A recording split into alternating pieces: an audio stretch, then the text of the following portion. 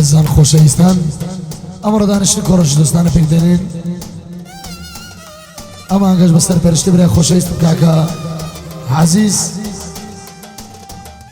عزیز ئەحمەدی خۆشەویست بە چاوی منە کاکە ئیبۆ عەدالە و کاکە حەسەن حاجی خۆشەویست ئەمە سێم دانیشتنمە و هەلەم شەوە یاریارە پەرخۆشەوە کاکە سەید ئیمدادی خۆشەویست دەڕۆ هاوکارمانە بە کامێرا و ڤیدیۆ کاکە زانیاری کوردی بەدەستمەند زێڕنەکەی عازیبەتانە و کاکە عەمەی ئەڵماس هاوکارمانن چاوی هەموو لە یاشمازەکە برای بچکتان عەلی زیرەک و هاوکاری من کاکە سرودی شەیدا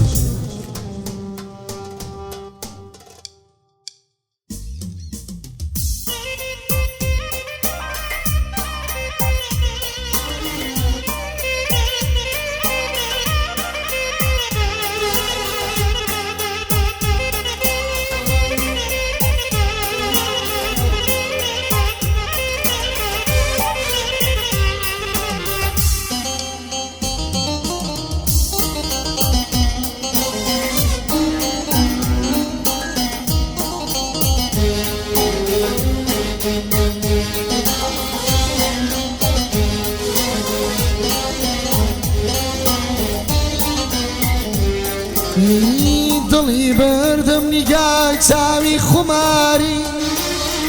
ئەویشکاری برۆ مژگانی تۆیە دڵی بەردەم نیگای چاوی خوماری ئەویشکاری برۆ مژگانی تۆیە هەر تۆ سوچت نابوو چاوت منی کورد بە فەرموو چاوەکەم تاوانی تۆیە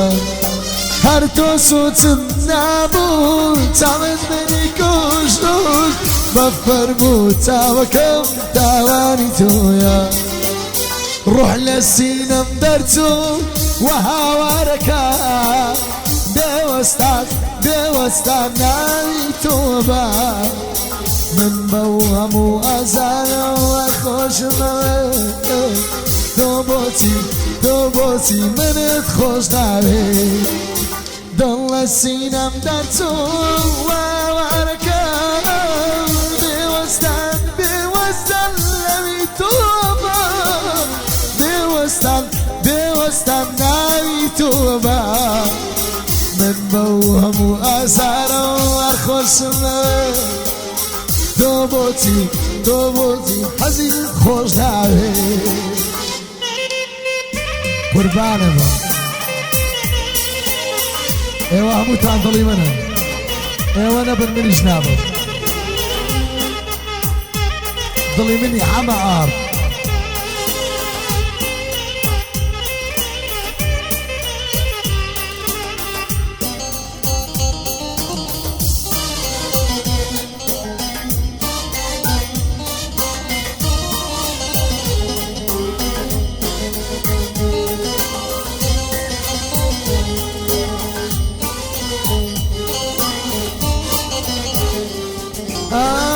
دڵم ماتی خەم و هیزرانی تۆیە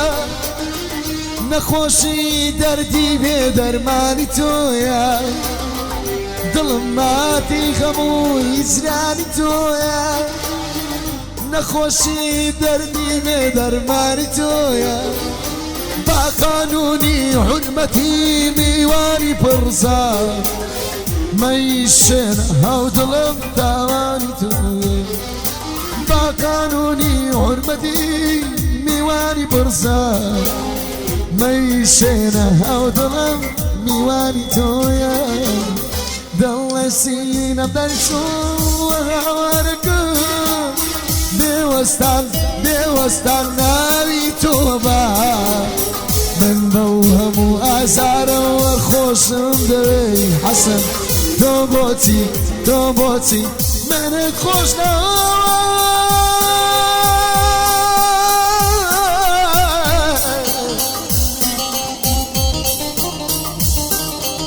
لەبێ